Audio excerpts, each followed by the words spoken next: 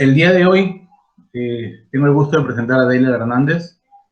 Deiler es psicólogo de la Universidad Federico Villarreal y se ha especializado en temas de psicología forense y criminología. Además de contar con diplomados sobre el tema que el día de hoy nos junta aquí. Ha sido autor de la guía de actuación del equipo multidisciplinario del módulo corporativo de violencia, lo cual le da la experiencia como para el día de hoy poder contarnos un poco sobre el tema de afectación psicológica en mujeres que han sufrido el tema de violencia. Sin más que decirles de mi parte, los dejo con Deiler.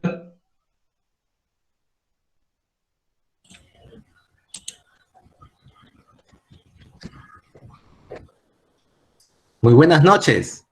Muchas gracias. ¿Me pueden confirmar si se me escucha? Sí se escucha, todo bien. Muchas gracias, Tania. Bueno, muchas gracias a mis amigos Psicopotenciar. Yo estoy muy contento de poder estar esta noche con ustedes. No quiero que esto se convierta en un monólogo. Me gustaría que podamos participar. Es más, yo los voy a instar a participar y los voy a estar molestando. Así que estén atentos, alertas, porque en cualquier momento puedo designar a alguien para que participen. La idea es que podamos intercambiar información y que juntos podamos construir también un conocimiento.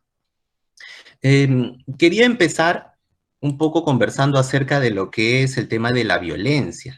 El tema de la violencia que las estadísticas nos lo reflejan y es algo que nosotros podemos ver a través de los medios de comunicación, generalmente afecta a las mujeres. Entonces, vamos a partir un poco de algunos conceptos, de algunas ideas que también nosotros podamos tener de manera preconcebida acerca de lo que es la violencia y acerca de lo que es la afectación psicológica, ¿no? Yo quiero tratar el tema de la afectación psicológica de manera amplia, no necesariamente relacionado al concepto psicojurídico que contiene el tema de la afectación.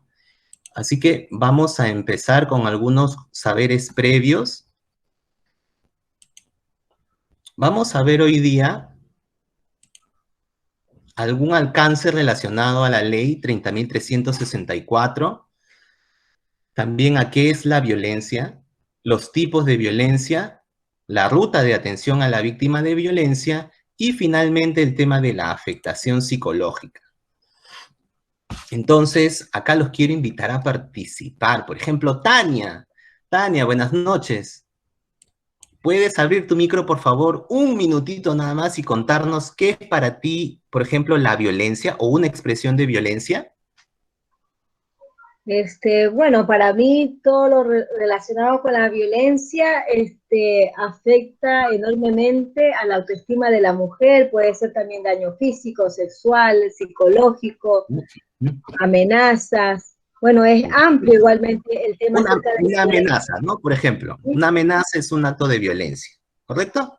Sí, perfecto. Muy bien, porque te me estás adelantando, Tania, pero igual, muchas gracias. A ver, me gustaría ahora, Silvia Guzmán, cuéntanos, por favor, ¿qué tipo de violencia se te ocurre? ¿Cuáles consideras tú que podrían ser los tipos de violencia? O quizás hay uno solo.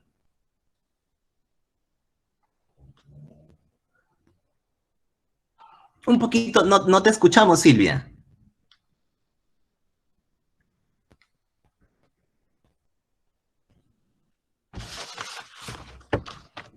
No te hemos podido escuchar, Silvia. Se te ve, pero no se te escucha. Quizás lo puedas escribir en el chat también.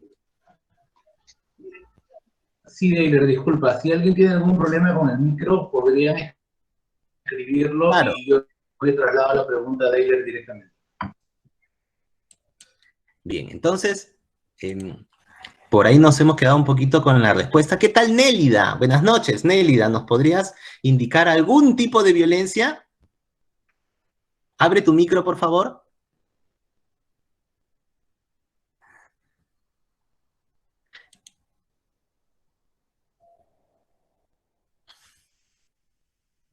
No, creo que no está funcionando así, Nélida. No te hemos podido escuchar, pero bueno. Vamos a ver el siguiente, si alguno de los participantes nos quisiera ayudar con, por ejemplo, ¿quién puede denunciar violencia? ¿Quién o quiénes podrían denunciar violencia? ¿Fer? Cualquier persona que haya sido víctima, ¿no? Ok, muy bien, muchas gracias, Fer. Y finalmente, ¿de qué hablamos cuando hablamos de afectación psicológica? A ver, ¿algún voluntario o voluntaria?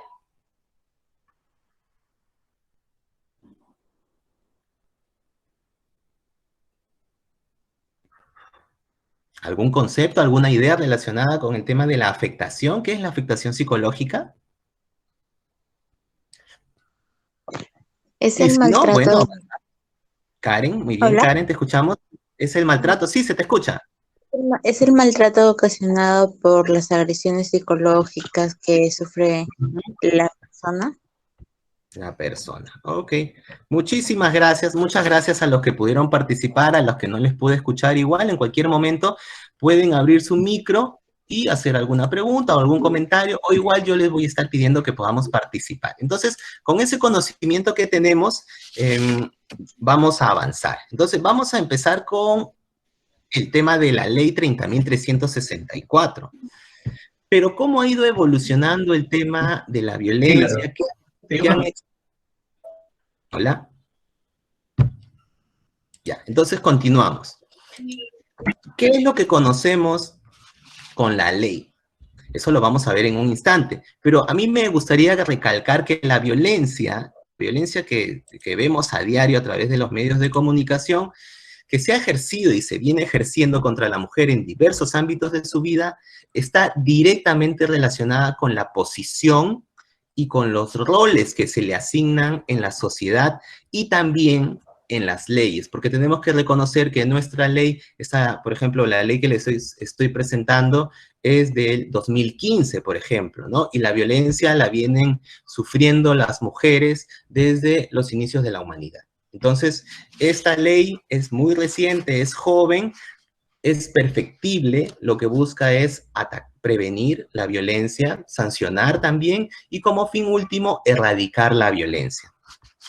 Pero la violencia, si nosotros miramos un poco en el pasado, por ejemplo, en el Tahuantinsuyo, ¿no? Este esquema social también se regía por algunos principios que eran la violencia, el patriarcado, el machismo, los varones, ¿no? Que condensaban el poder, ¿no? Podían tener hijos en dos mujeres. Las collas, ¿no? Las esposas, eran reflejo o eran caracterizadas como mujeres muy guapas, que tenían la función de cuidar a los hijos. Y entonces vemos también como en ese aspecto ya estamos hablando de esos roles. ¿Cuál es el rol del varón? ¿Cuál es el rol de la mujer dentro de la sociedad? Y avanzando un poco en esta línea del tiempo imaginaria, durante la época republicana, por ejemplo, en el año 1825, se entregaba la medalla cívica al bello sexo. Esto ya nos habla también de la percepción que se tenía sobre la mujer, sobre las virtudes que se esperaban que posea las mujeres. Avanzamos un poco más y el Código Civil en el año 1851, en su artículo 17, nos dice dos cosas en las que me gustaría que podamos hacer hincapié y reparar también. El marido debe proteger a la mujer y la mujer obedecer al marido. Entonces vemos cómo desde el código se le está dando atribuciones a los sexos. Entonces el marido tiene que proteger, es el protector de la mujer, de su esposa, también del hogar, también de su honor en algunos casos, y en compensación la mujer tiene que obedecer a su marido. A nivel internacional, este problema de la violencia se ha visto reflejado en muchos esfuerzos que han hecho las instituciones, las naciones, para hacer frente a la violencia, pero esfuerzos que se han capitalizado por ejemplo, en las últimas décadas. Si nosotros miramos un poco hacia atrás en una línea de tiempo, vemos que en el año 1975 en México se realiza la primera conferencia mundial del Año Internacional de la Mujer. porque la violencia era una problemática que se venía dando en todos los estratos sociales y frente a lo cual las naciones deciden hacer algo. Sin embargo, en esta conferencia mundial no se reconoce explícitamente el tema de que existe una violencia contra la mujer y como tal no hay mucho que hacer porque se consideraba que esto se daba dentro del espacio doméstico. Entonces, es un núcleo familiar y ese núcleo familiar tiene que ver de qué manera lo soluciona. No podemos nosotros entrar a tallar ni a tomar otras decisiones o algo que afecte esa dinámica porque es un espacio privado. Avanzamos un poco más y en el año 1984 en Copenhague se realiza la tercera conferencia mundial del decenio y en la que sí, un gran avance que se tiene es una resolución que ya comienza a hablar acerca de la violencia en la familia, ¿no? Y un año después, en la tercera conferencia mundial sobre la mujer, en el año 85, empezamos a hablar acerca de diversas formas de violencia. Y todo esto se recoge posteriormente en la ley que tenemos nosotros en la actualidad y que ha sido también motivo de algunas enmiendas y de algunas reformas que se han planteado para la ley. Entonces, la ONU, en el año 1993, nos dice, lanza una definición de violencia contra la mujer. Y esta es que es todo acto de violencia basado en la pertenencia, ¿no? Ya le está otorgando un atributo, ¿no? Pertenencia al sexo femenino que tenga o pueda tener como resultado un daño o sufrimiento físico, sexual o psicológico, ¿no? Ya está hablando acá de 3 componentes, así como las amenazas de tales actos, la coacción o la privación arbitraria de la libertad, tanto si se produce en la vida pública, en la esfera pública, como en la esfera privada. Entonces, eso es lo que nos dice la ONU y ese es el pronunciamiento en relación a la definición de violencia contra la mujer. Esto se recoge en la Constitución del año 93. Y la Constitución del año 93 tiene un avance significativo en el tema de la lucha contra la violencia, porque poco se había escrito. Entonces, ¿qué nos dice la Constitución del año 93? En el artículo 2 nos señala que toda persona, ojo, toda persona tiene derecho. Y en el numeral 1 señala a la vida, a la identidad, a su integridad moral, psíquica y física y a su libre desarrollo y bienestar. Y en el numeral 24 nos habla de a la libertad, a la seguridad personal. En consecuencia, y acá tenemos el literal H, nadie, ¿no? Nadie debe ser víctima de violencia moral, psíquica o física, ni sometido a tortura o a tratos inhumanos o humillantes. Cualquiera del artículo puede pedir de inmediato un examen médico de la persona agraviada o de aquella que está imposibilitada de recurrir por sí misma a la autoridad. Nosotros antes de esta ley 30.364 hemos tenido en nuestro país la ley 26.260, que era ley de protección frente a la violencia familiar, pero esta descuidaba un aspecto muy importante, que hablaba de la violencia dentro del ámbito familiar. Entonces, esto también limitaba la protección que se le podía dar a la mujer en otros espacios, como en el espacio laboral, hablando de acoso, como en el espacio comunitario también, o en el espacio académico y muchos otros. Algo que la ley 30.364 recoge, mejora y busca, ¿no?, una atención integral a las víctimas de violencia. Esta ley, como les comentaba, se promulga el 23 de noviembre del 2015, vigente a partir del día siguiente, es decir, del 24.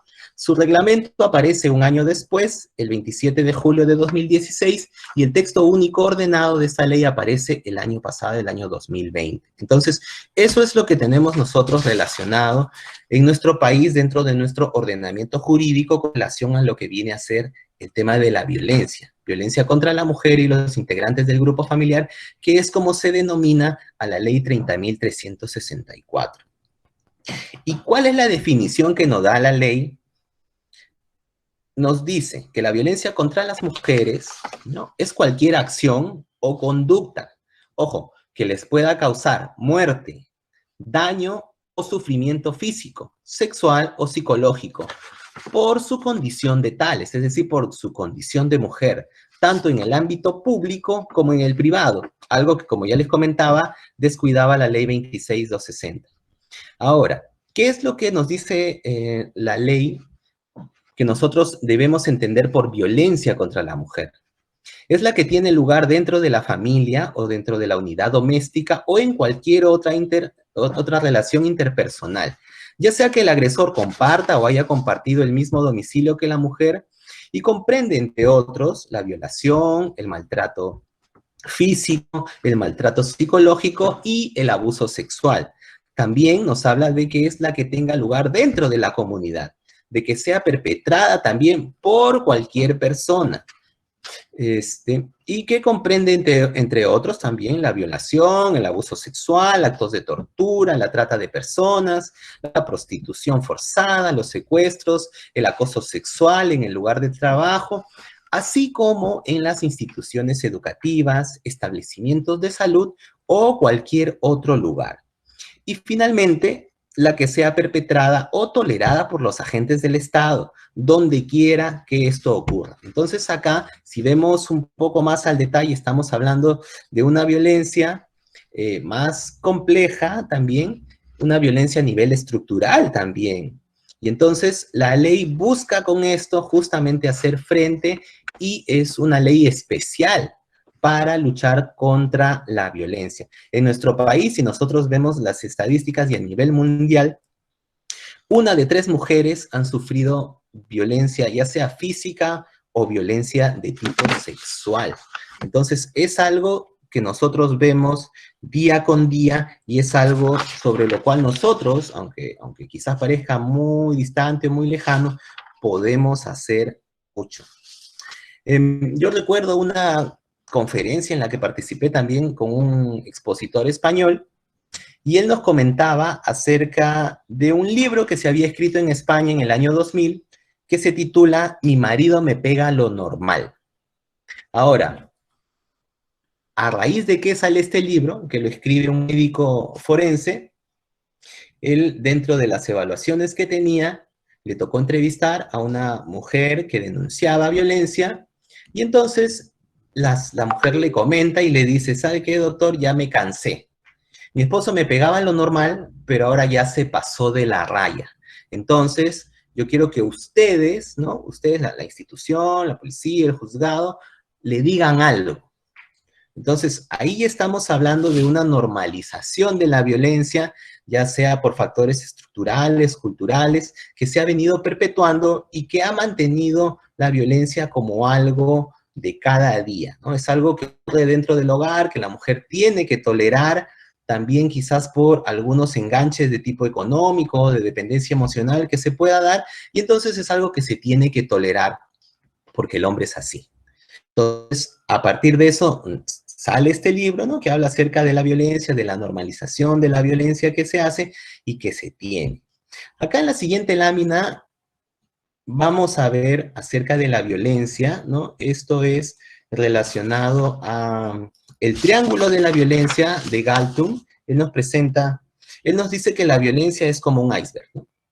Entonces, lo más visible es el punto 1, que es la violencia directa, lo que nosotros podemos percibir, ya sea por alguna experiencia personal, por alguna experiencia a través de los medios de comunicación, o por algo que presenciamos en la calle, en el parque, en el cine, en el mercado. Es algo directo, es algo visible, quizás vemos o escuchamos, ¿no?, por la noche que hay una discusión y el día siguiente muy temprano vemos que la vecina sale tapada, con gorra, con lentes negros, ¿no? Tiene un andar, un desplazamiento un poco lento. Entonces, podemos suponer que esos gritos, esa bulla, estaban relacionados a quizás una pelea, violencia, y que se está cubriendo para que esta no sea visible y no se tomen quizás, ¿no?, represalias o se genere una denuncia contra el agresor. Entonces, recordemos, ¿no?, que como se ha señalado muchas veces, ¿no?, los constructos relacionados hacia hombres y mujeres nos lo dicta muchas veces la sociedad. existen los mandatos de género, por ejemplo, ¿no? La mujer tiene que verse muy femenina, ¿no? No puede andar con el cabello corto, tiene que usar maquillaje, tiene que cuidarse, tiene que comprar sus cremas, debe evitar el paso de los años, y el hombre tiene que ser muy masculino, ¿no? Tiene que ser un hombre fornido, violento, tiene que ser muy competitivo, sobre todo es el sostén del hogar y el que se espera, ¿no? Que dicten las normas, que nos pueda decir, yo soy acá el rey de la casa y yo traigo el dinero y a mí me atienden. Entonces, a ver, vamos con unas puntitas. Me gustaría que podamos participar también, por ejemplo. Vamos a ver, ¿quién está por acá? Cristian Guamán. ¿Nos podrías decir, Cristian, qué te sugiere a ti, por ejemplo, el tema de la violencia estructural, Cristian?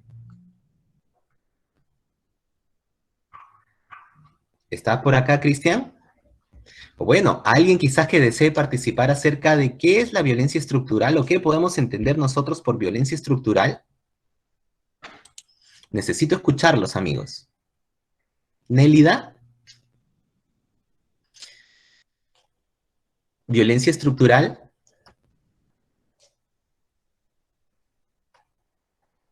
¿Alguien, por favor? A ver, ¿quién me suelta una manito?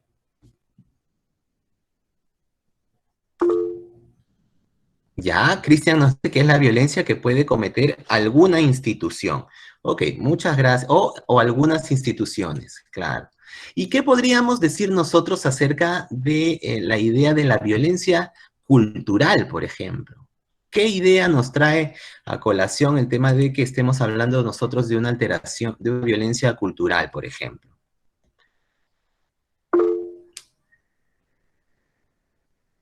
Que es parte de una sociedad, concepciones sociales dentro de la sociedad, ¿ok? Ok. Bueno, vamos a ampliar un poco. Tiene que ver también con el tema de ¿cómo es? De los discursos sociales y políticos. O sea, que incitan a cierta marginación y toda esa. Muy bien, muchísimas gracias, Fer, nos has ampliado el concepto. Efectivamente, pero bueno, voy a... Disculpa que te interrumpa. Claro. Beatriz ha levantado la mano. A ver, Beatriz, por favor. Aquí estamos para escucharte, Beatriz.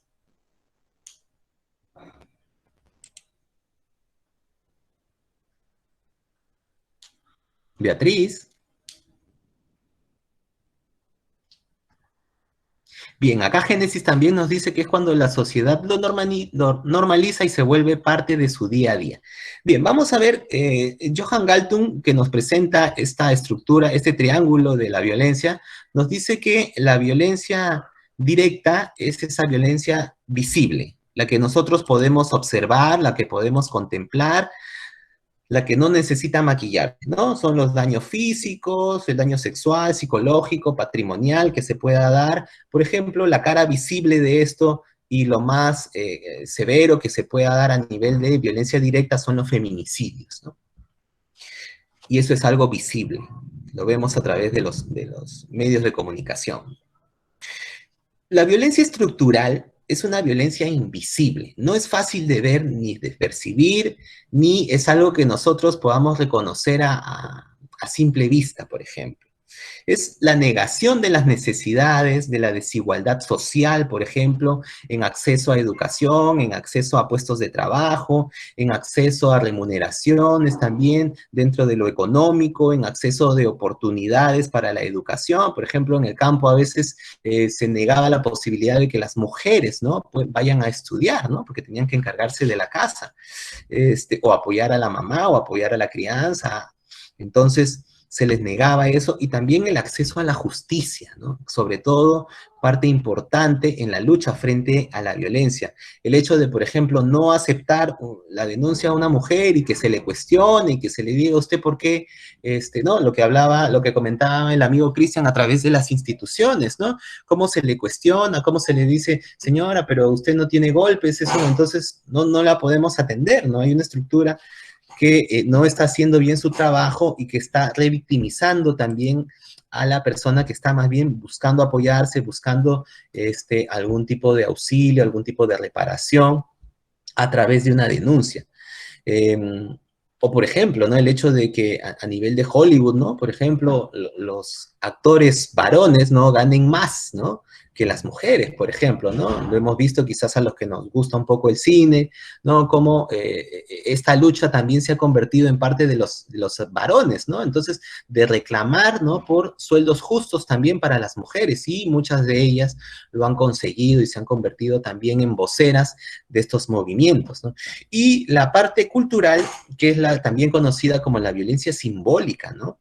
Que nos comentaba nuestra última compañera, es invisible también, ¿no? Son sobre todo actitudes, ¿no? Estamos hablando acá de estereotipos, por ejemplo, que se tienen con las personas del Ande, con las mujeres de la selva, son estos prejuicios, o también en algunos países, como puede ser África, Asia, Medio Oriente, las prácticas que se tienen relacionadas, por ejemplo, a las ablaciones, a la mutilación genital femenina, los micromachismos, los chistes también relacionados al sexo femenino, ¿no? O dichos como, por ejemplo, ¿no? Oye, pero ¿vas a ir sola al bar? O cuando te casas, ¿no? El hecho de que la mujer tenga que asumir su rol, porque ya estás cerca de estás pasando los 30, entonces, hijita, ya tienes que darnos nietos, ¿no? Porque estás sola, ¿no? Entonces, o por ejemplo, algo, ¿no? Que yo tengo acá muy fresco, ¿no? Por mi labor en el Poder Judicial, ¿no? El hecho, y seguramente ustedes también lo recuerdan, el hecho de que salió y se hizo público, ¿no? El tema de que a una mujer, ¿no? Se le negó el tema de que pueda denunciar o que pueda prosperar también su denuncia, al hecho de que llevaba una prenda de color rojo de encaje, ¿no? Que la máxima de la experiencia nos dice que eso es una predisposición a mantener unas relaciones sexuales. Entonces, eso también está relacionada con esas creencias que se manejan, y sobre todo a nivel institucional, que limitan y que ponen muchas veces nuevamente sobre los hombros de las denunciantes otra carga, otro peso, y se les niega la posibilidad de de encontrar justicia, ¿no? Y por ello es muy importante, y ya se viene trabajando a nivel de Poder Judicial, ¿no? Y también a través de otras instituciones, el hecho de poder incorporar el enfoque de género, ¿no? El enfoque de género, que no es la ideología de género, porque no existe una ideología de género, el enfoque de género es una herramienta, ¿no? Que nos sirve a nosotros, los operadores de justicia, que nos sirve a los ciudadanos, que nos sirve a las instituciones también para el análisis de esas relaciones sociales que se tienen, de cuáles son los roles que vienen cumpliendo los varones y las mujeres, para poder observar esa desigualdad de poder latente, y que muchas veces termina expresándose con violencia. Entonces, ese es el impacto que tiene en nuestra sociedad este triángulo. Son 3 aspectos que están presentes en el tema de la violencia.